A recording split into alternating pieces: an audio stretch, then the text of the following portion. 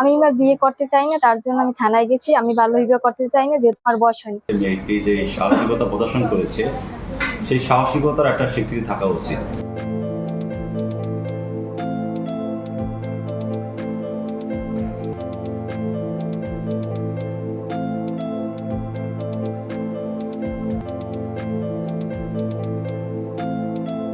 আমি এবার বিয়ে করতে চাই না, তার জন্য আমি থানায় গেছি। আমি বাল্য বিবাহ করতে চাই না, যেহেতু আমার বয়স হয়নি। কিন্তু বাপ মা আমার সাথে জোর করছে, তার জন্য আমি থানায় গেছি।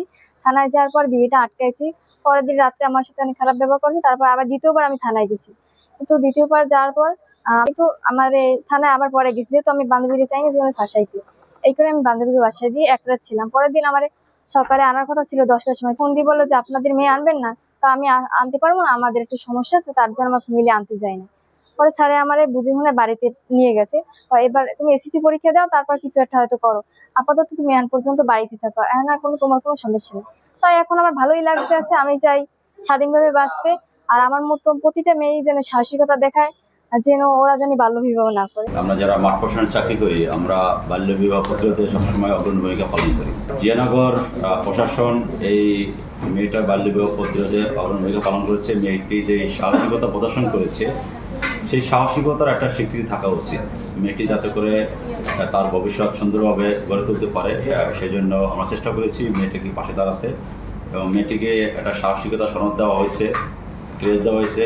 এটা তার একটা অর্জন, এটা তার প্রাপ্য। তার স্বীকৃতি আমরা তাকে দেওয়ার চেষ্টা করেছি। এই স্বীকৃতি দিয়ে তিনি যেন ভবিষ্যতে পথ চলতে পারে, এবং এই স্বীকৃতি যেন অন্য মেয়েরা বা অন্য যারা আছে তারা যেন এটা অনুসরণ করে, অভিভাবকরা যাতে করে এই বিষয়টার গুরুত্ব অনুধাবন করে। এবং জেলা প্রশাসন বাল্য বিবাহ প্রতিরোধে এবং নারীর শিক্ষা আর প্রসার ঘটাতে সবসময় কাজ করবে, এবং পিরোজপুর জেলা প্রশাসন এই মেয়েটির পাশে দাঁড়াবে সবসময়। ইউরোপ, এশিয়া, আমেরিকা যেখানে যাই, বিশ্বের 145টি দেশে আজ ফ্রুটো পাই।